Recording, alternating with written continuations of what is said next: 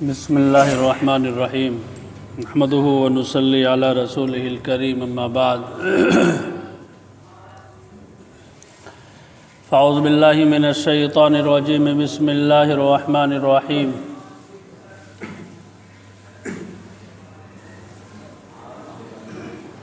وما اصابکم من مصیبت فبما کسبت ایدیکم صدق اللہ العظیم۔ محترم بزرگوں، دنیا اپنی تاریخ میں مختلف حالات سے گزرتی رہی ہے۔ انسانوں پر بھی اور مسلمانوں پر بھی حالات آتے رہے ہیں۔ قوموں پر عروج و زوال یہ ایک تاریخی حقیقت ہے۔ عروج و زوال کا شکار ملک بھی ہوتے ہیں، قومیں بھی ہوتی ہیں، اور بہت آگے بڑھ کر کے انسان بھی ہوتا ہے۔ آج دنیا میں مختلف حادثات کا مسلمان بھی شکار ہے اور انسان بھی۔ انسانوں کے اندر بھی ایسی پریشانیاں اور تکالیف موجود ہے کہ جن کا وہ سامنا کر رہے ہیں اور جھوج رہے ہیں۔ تاریخ میں بھی ایسے دور گزرے کہ جن کے اندر انسانی بنیادوں پر اور انسانی جسم کے ساتھ ایسی چیزیں لاحق ہوئی کہ جس سے بچنا دشوار ہو گیا، اور قوموں پر بھی ایسے حالات آئے کہ جب دوسری قومیں ان کے مقابلے پر آئی تو ان کو اپنی زندگی جینا محال ہو گیا۔ یہ دنیا میں چلتا چلا آیا ہے۔ دنیا بہرحال اس وقت تک موجود رہے گی جب تک اس کو موجود رکھنے والا موجود رکھنا چاہے گا۔ جب وہ چاہے گا کہ وہ فنا ہو جائے تو پھر وہ اس کے فنا کے اسباب بنا دے گا اور دنیا ختم ہو جائے گی۔ انسانی زندگی کی بڑی حیثیت بھی ہے اور کوئی حیثیت بھی نہیں۔ اس کی بڑی حیثیت ہے اس طور پر کہ وہ خلیفۃ اللہ فی الارض ہے، اللہ کا زمین کے اندر خلیفہ ہے، نائب ہے، اللہ کا دنیا کے اندر وہ وائسرائے ہے، اللہ کا دنیا میں وہ میسنجر ہے، پیغمبر ہے۔ دنیا میں اس کی حیثیت ایسی ہے کہ وہ آسمانی نظام کی دنیا کے اندر نیابت کرتا ہے۔ انسان کی حیثیت دنیا میں بہت بڑی ہے، اس سے بڑی حیثیت کسی چیز کی نہیں، آسمان و زمین کی نہیں، دوسری مخلوقات کی نہیں۔ ساری مخلوقات کو اللہ تعالیٰ نے پیدا کیا تو انسان کے لیے، هو الذی خلق لکم ما فی الارض جمیعا، ساری چیزیں انسان کے لیے پیدا کی گئی جو کچھ زمین میں ہے، اور انسان کو اللہ تعالیٰ نے پیدا کیا اپنی نیابت کے لیے، تاکہ میرا کام، میری سوچ، میرا قانون، میرا حکم اور میرا پلان دنیا کے اندر نافذ ہو، لیکن انسان کے ذریعے۔ ڈائریکٹ اللہ اپنا کوئی بھی کام دنیا میں نہیں کرتا، کہ سبب کے درجوں میں اللہ تعالیٰ دنیا میں احکامات کو صادر کرتا ہے، اور کوئی حیثیت اس کی نہیں اس طور پر کہ وہ ایک پانی کا بلبلہ ہے، وہ چلتا ہے، بڑھتا ہے، اور کب فنا ہو جائے اس کا کچھ پتہ نہیں چلتا۔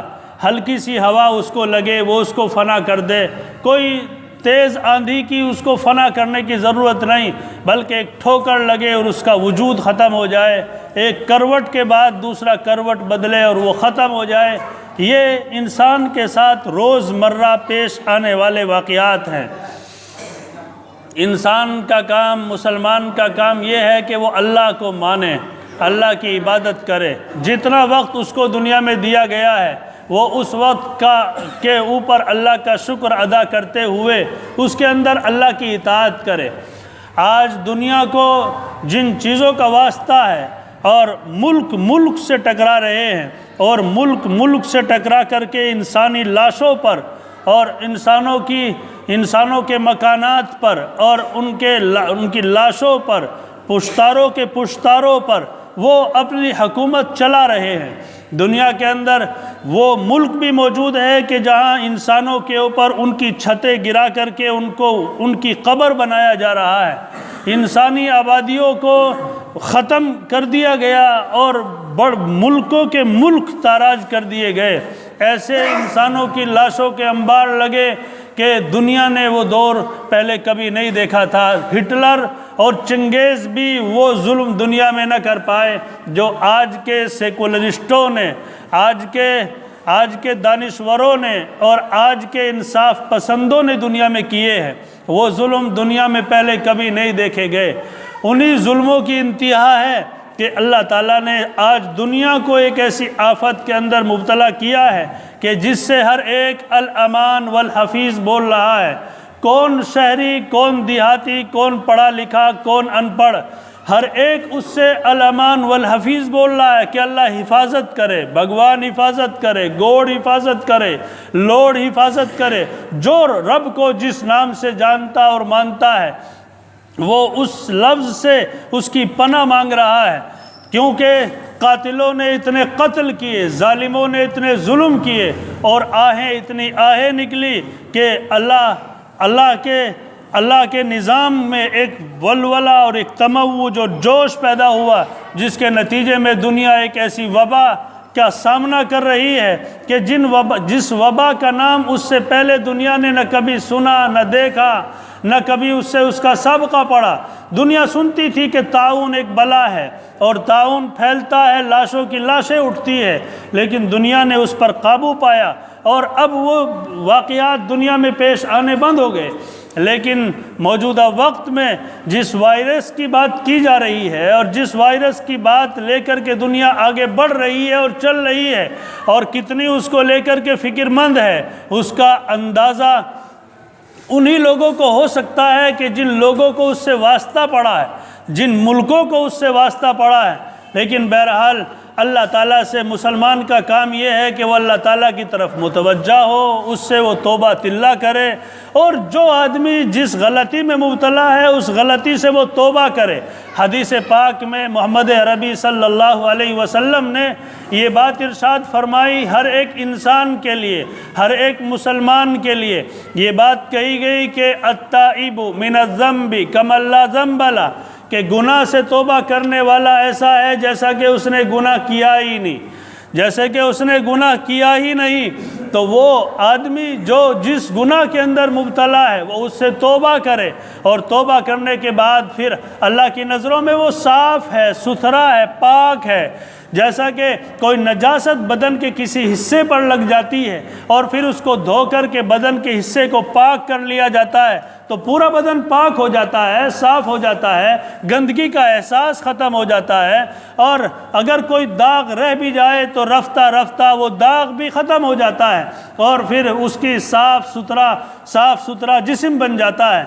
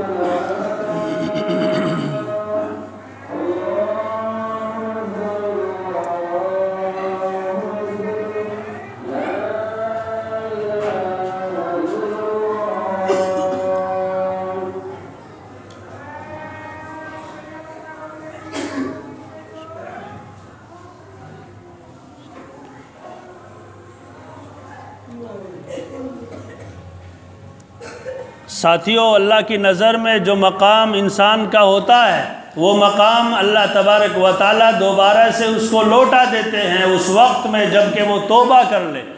جبکہ وہ توبہ کر لے اللہ اس کا وہی استھان وہی مقام اس کو واپس کر دیتے ہیں جو مقام اس کا پہلے سے اللہ کے پاس تھا۔ بس شرط یہ ہے کہ وہ توبہ کرے۔ غلطی کسی سے بھی ہو سکتی ہے، گناہ کسی سے بھی ہو سکتا ہے، اللہ کے دربار میں نافرمانی کسی سے بھی ہو سکتی ہے، لیکن بڑا نافرمان اور بدبخت انسان وہ ہے کہ غلطی ہونے کے بعد پھر وہ اس کا احساس نہ کرے، اور غلطی ہو جانے کے بعد پھر وہ اللہ کے سامنے اس کی توبہ نہ کرے۔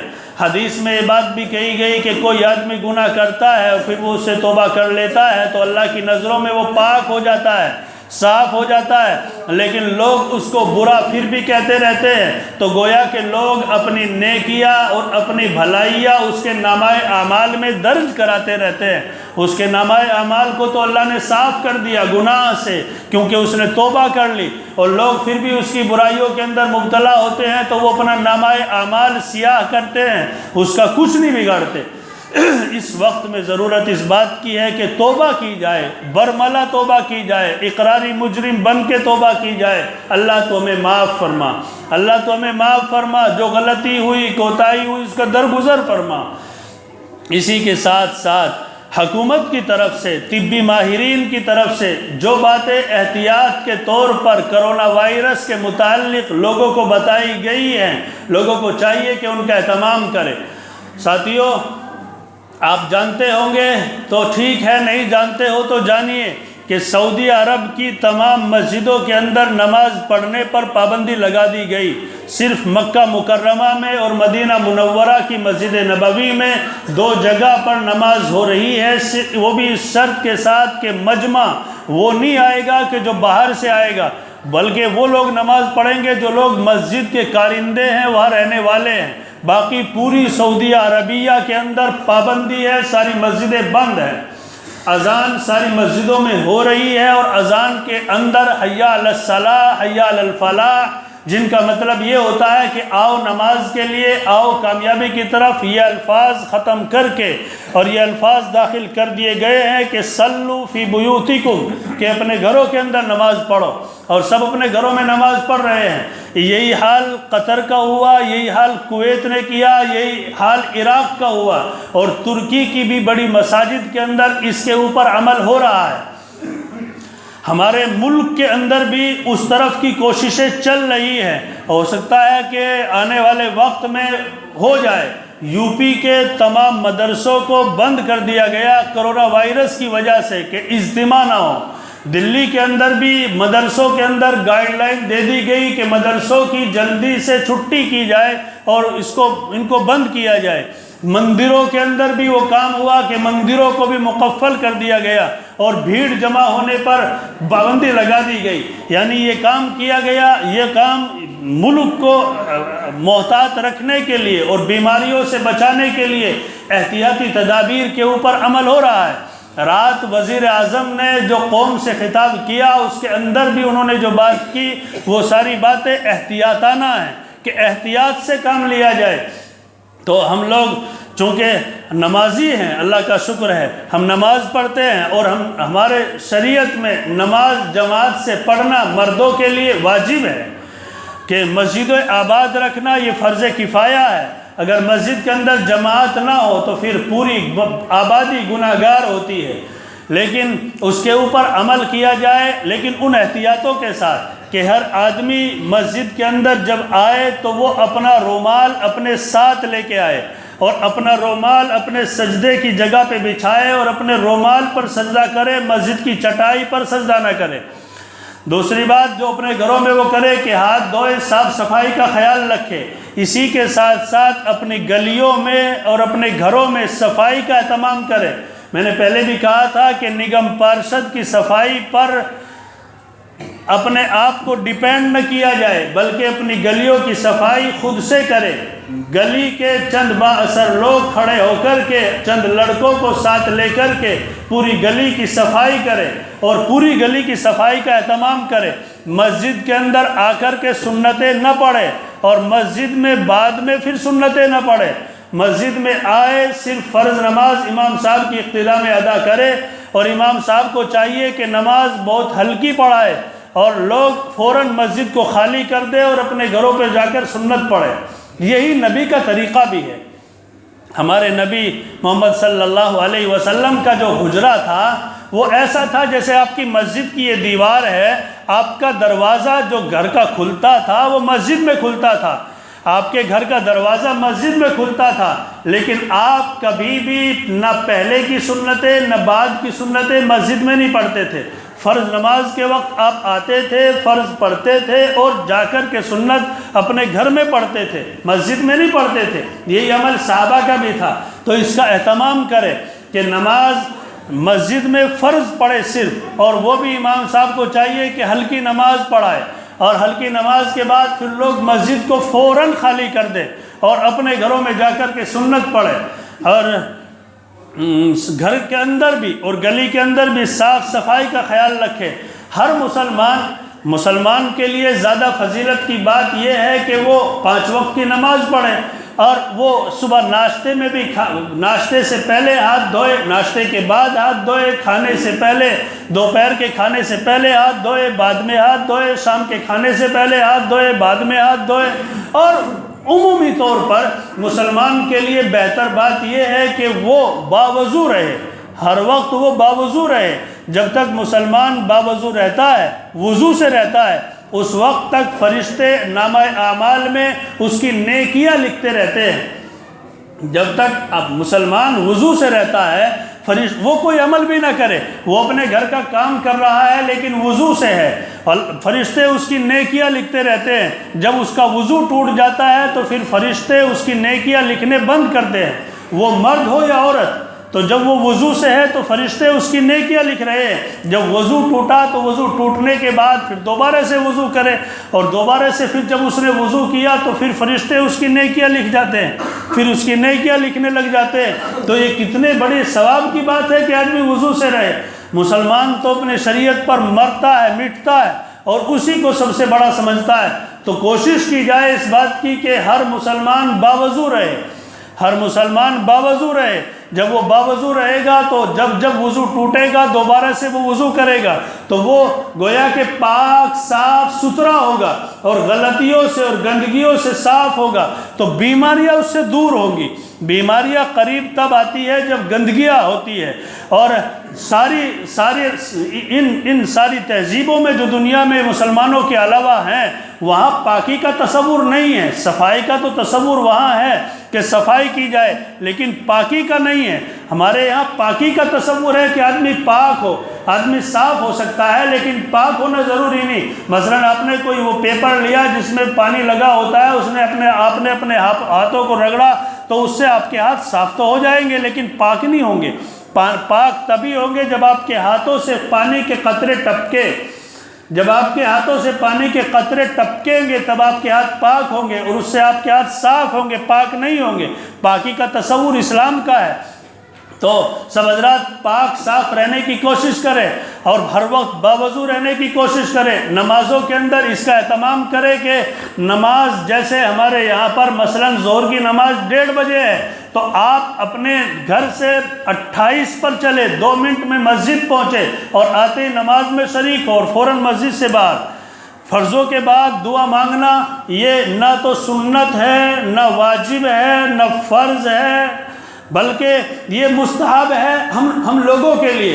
ورنہ نماز کے اندر جو ہم التحیات پڑھتے ہیں اور التحیات کے بعد پھر اللہم صلی علی محمد پڑھتے ہیں، اللہم صلی علی محمد کے بعد ہم 2 دعا پڑھتے ہیں، اللہم انی ظلمت نفسی ظلما کثیرا ولا یغفر الذنوب الا انت فاغفر لی مغفرۃ من عندک وارحمنی انک انت الغفور الرحیم۔ اور پھر پڑھتے ہیں ربنا آتنا فی الدنیا حسنہ وفی الآخرۃ حسنۃ وقنا عذاب النار۔ یہ دعائی ہے، یہ دعائی ہے۔